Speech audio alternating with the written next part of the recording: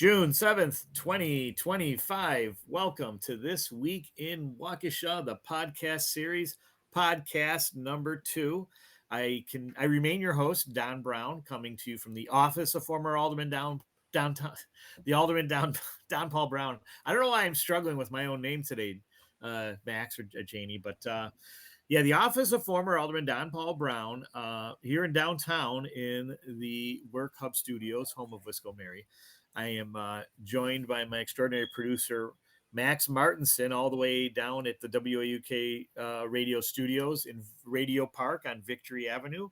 And for those of you that heard the first podcast already, or yes, I had Jim Santel on and we were talking about this first week in June, how we always remember D-Day, how many of us also continue to mourn the loss of Robert F. Kennedy on the 58th anniversary of his assassination this year. And, really how these two realities somehow coexist or are in separate parallels from the political regime that exists today, in which all the lessons, especially of D-Day, seem to be thrown by the side in favor of this new regime that in many ways reflects the rise of the Third Reich in Germany. And so Jim gave some very thoughtful commentary on that. I think it's beneficial. I think it's an important conversation. And Mary Jane's going to start by just talking about her experiences, like locally,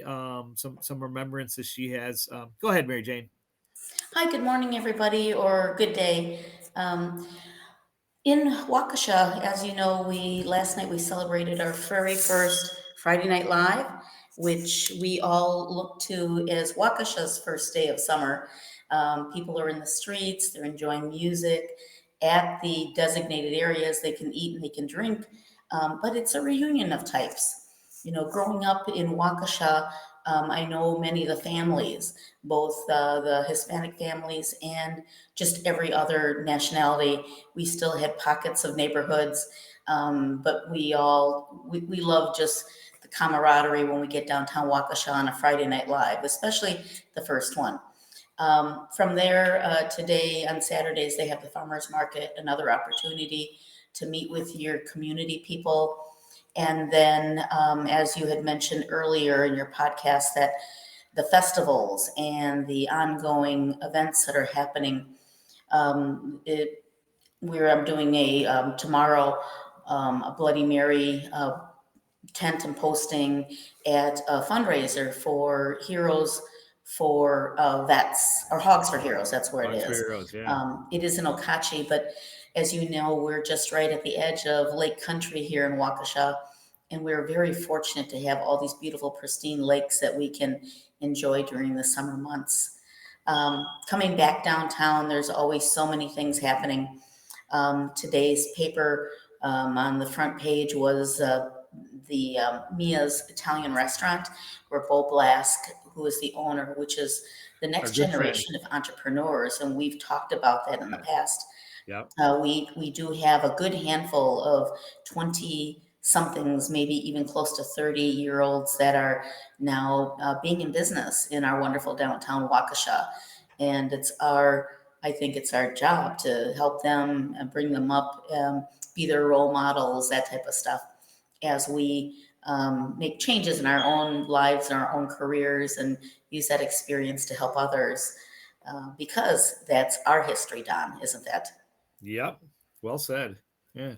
So what about again with this week? Like what's your kind of take on this? We live obviously in a very different time, a very interesting time, and a lot of our traditions are being threatened. A lot of our ability to govern ourselves is under threat, and yet there's people that they can kind of coexist with both D-Day and this new, Trump era, or this right wing era, or what? I don't even think right wing's a fair enough, because there's people in the right wing that are very upset by what's going on today. But what are your takes on this, especially having given your family's history of service to the country? Well, first of all, Don, I myself personally am not able to do too much at the top of our government. However, all government's local, as we know. So you and I and others, we can be out there and we can make change in our own community. And that's where it starts. Being involved with the high school kids, helping them, nurture them, the businesses, the young entrepreneurs, as I mentioned, and then just our community, bringing people together from both sides. When we are running in, aldermanic and mayoral positions, it's nonpartisan, and that's the beauty about local community, and that's our opportunity to bring everybody together on the streets, in the businesses, and in helping our community grow, and but while being fiscally responsible, find out the things we need to do and how we can help the community. Sure. Yeah, and speaking of D-Day in World War II, you'd mentioned that you had a family member, I believe it was an uncle, that was a prisoner of war in Germany during World War II. Tell us what you know about that. Sure. So, my uncle Frank Herrera in Waco, Texas, where my mother's family is from, I actually had five uncles in the service. And because of World War II and the Korean War and being close, I have them in both theaters, in both parts of the Sure, war. But sure, my uncle Frank was a medic in the European theater, and he was captured by the Germans, and he was a POW. I don't remember how many years, but at that time, sure, we had newspapers, but the other form of communication were reels at the movie theater. So people that were overseas taking note of the war would take videos, bring them to the movie theaters, and that's how people got their news.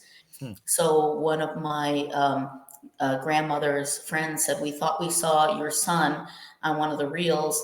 They had to pay their nickel or dime or whatever it was to get in the movie theater. But sadly, it wasn't a picture of my uncle, but he was captured. sure. And for years and years, he did not talk about it because it was just so horrific, the Yeah, experience that he had. But prior to his passing, he finally did write an article, which I'm sorry I can't share right now because I couldn't locate it, with the news, that when with you the news. do, we'll talk about it in a future podcast because that's Okay, the real history that we that oftentimes is. miss out on is that it was everyday people like you and me and our family members that are built have built and are building America, and it isn't just the people at the highest level. And then there is a certain power or franchise we have at the local level in terms of how we choose to govern ourselves. And I know you've been a good example of that with all of your involvements. And so I'm really glad that you got to share that story about your uncle.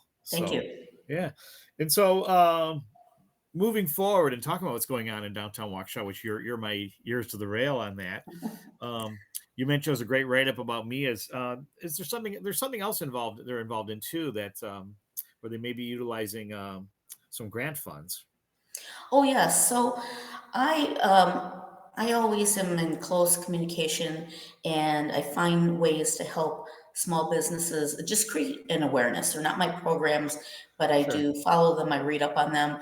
And when I see people moving into downtown Waukesha, I let them know that there's a grant for signage and facades. So with Mia's, um, I had talked to the city planner, one of the city planners, and said, we're looking to do a redesign of the facade.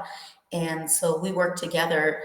There is a free designer that can do the drawings. Wow, And because of the age of the building, he is very excited. So we're going to that's be great. meeting on Monday with them at the location. And then the city grant will match up to $10,000 to do a new facade. So it's a 50% off sale, and the city, they really want to reinvest in the buildings in our community. And those are the things that we should be sharing with all businesses in downtown Waukesha, Yeah, and especially if they are owners of the buildings. yeah, It's a way to improve things. and this is money well spent, government money that's going. It's going to pay local vendors to, Correct. and that's going to put some people to work. That's going to pump some money in the local economy, and then you've improved the curb appeal of downtown Mhm. Waukesha, one store at a time, one restaurant at a time, whatever that is. and that's going to draw more people in and more dollars into downtown businesses. So I'm really glad you mentioned that. And speaking of drawing people downtown, I know on Monday you'll be joining me. You'll be attending Les Paul's 110th birthday celebration at Hannon's, right there on Broadway, across from Waukesha State Bank and that funny intersection there. And The old post office. yep, and it's proceeds benefit music success. Um, Waukesha's Patrick Nettesheim was on my show, on my podcast last week, promoting his mission as well as the event to raise.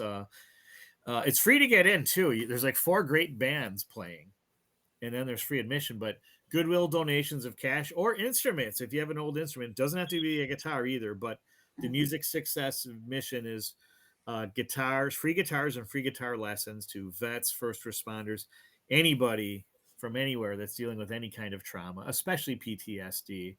And this is the beginning of something I've been working on for a long time, having a Les Paul Guitar Town Festival. And this is a great first step. I know our mutual friend Danny Faustman's also involved in this effort. And so I appreciate you doing what you can to promote this and just being there.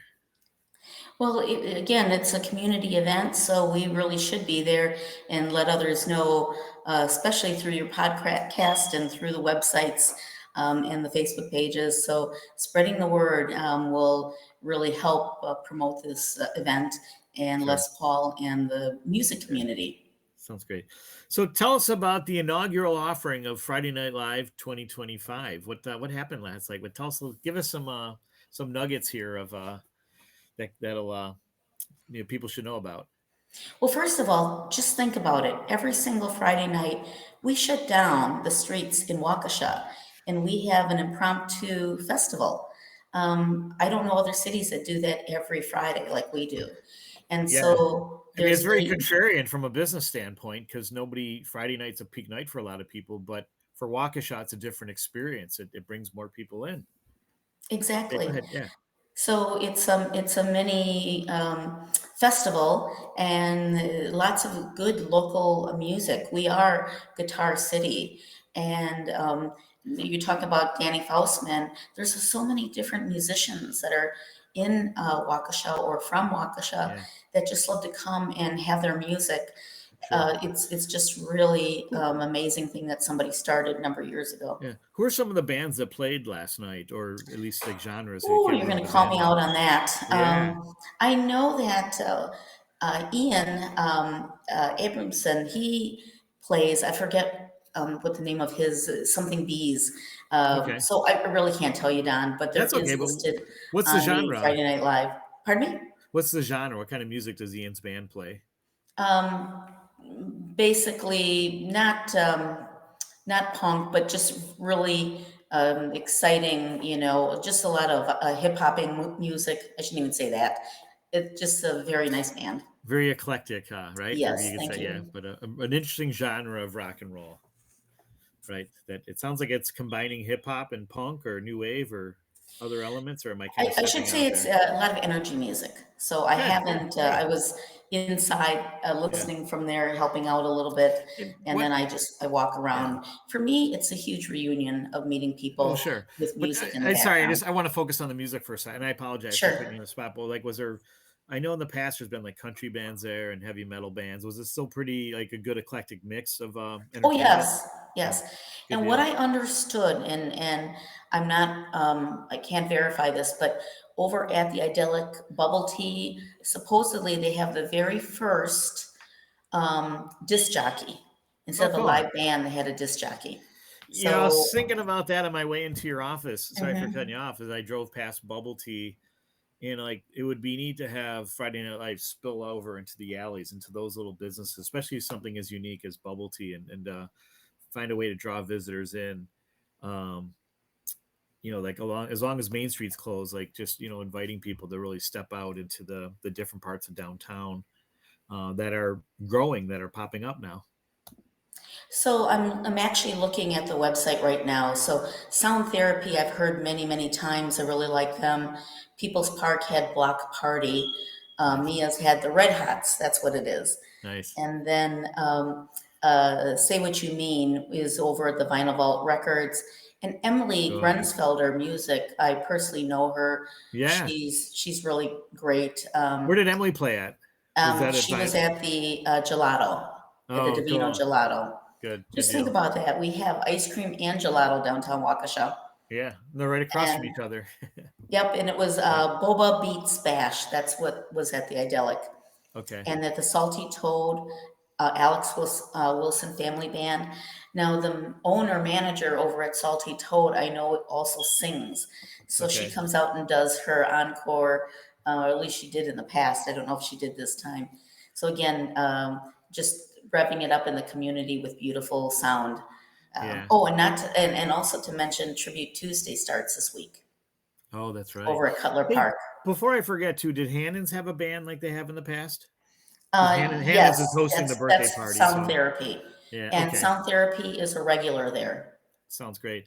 Yeah, 'cause I remember you introduced me to Mark Hannon, I believe it was, right? I think it was on St. Yes, Patrick's Day years Mark's a ago. couple years older than Yeah, I am, sure. and his son Pat. They're both So instrumental in promoting Waukesha. we were at our softball banquet for our daughter, who was recently named honorable mention all classic 8, so very proud of her for that.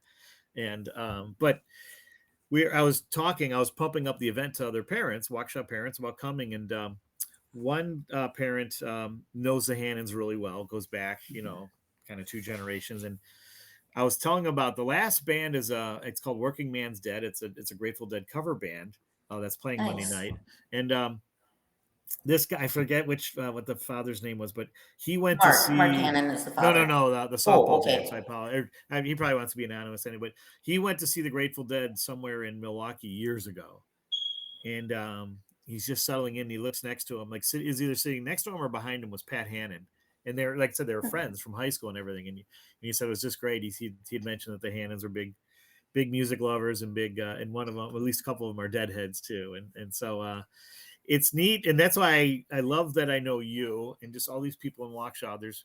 There's a lot of us like me that are transplants, and this is we've adopted this as our home. It feels like home, but we also meet you, and you're I couldn't give an exact figure, but there's a large percentage of Waukesha residents that if they weren't born here, they grew up here, and this is home, and Hmm. they go back a long way with many of their friends, their customers, their co-suppliers, neighbors. You have it, and that's another kind of nice feeling about Waukesha that you don't experience in too many suburban communities. That's fair to say. Fair to say. You got it. So Max, how we doing on time? Let's see how we're. 2 minutes. Okay. Hey, so really quick, and I apologize. We've been so long winded. We were talking about our good friend Scott Allen has thrown his name in the Oh, mayor's hat, yes. and yeah, just wanted to see if you had any updates on that or your thoughts about the upcoming mayoral race to take the seat that'll be vacated by Sean Riley. Well, full disclosure, Scott, I built Scott a website when he was running, well, what he still is, state Mhm. legislator. Right. And um, I had to go to my staff here and say, because I knew they were on both sides of the aisle. And so we decided as a whole, yes, let's go ahead and do it. And then now that he's running for mayor, he's requested a second website. Mm, So the thing I really enjoy about Scott Allen is he, like myself, we're on the streets. We um, Nobody ever can please everybody, but right. he's there. He's accessible. You can talk to him, and he listens. And you don't always find that with any politicians, even Right. older people. Yeah. They go to their meetings, but if you really want to help the community, you need to walk the beat. You need to Yeah. know, and you know that, Don, because that's Got to what go you've door to done. door. Yeah, absolutely. Instead of So just listening to one person, you yeah. want to take a sampling from other Right. people Yeah. so Right. that you really have the whole story Sure. so you can make good decisions Yeah. when you are deciding for the community. Sure, sure. Yeah, just one kind of question on Scott is he obviously has a lot of friends and a lot of supporters. And I was surprised to learn that there's also a fair amount of detractors, even from kind of the same ilk or party. And it just begs a question: do you know of anybody else that's considering running? I mean, I imagine there'd have to be at least one or two, by At the time this the point, primaries hit. it's just I've heard whispers, but I don't know. I can't tell you. Sure. But if I find out, I'll let you know. Yeah, I just think it's just good.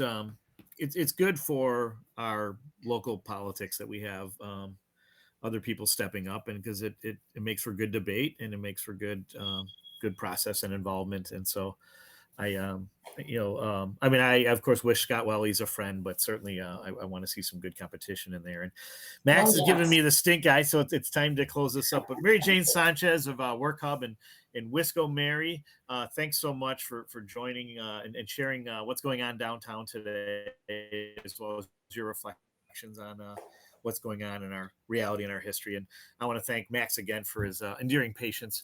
I want to thank all of you for listening. Please remember, safety is everybody's responsibility. Good mental health is everybody's right. Go Remila Mahagav Galer and see ya. See ya.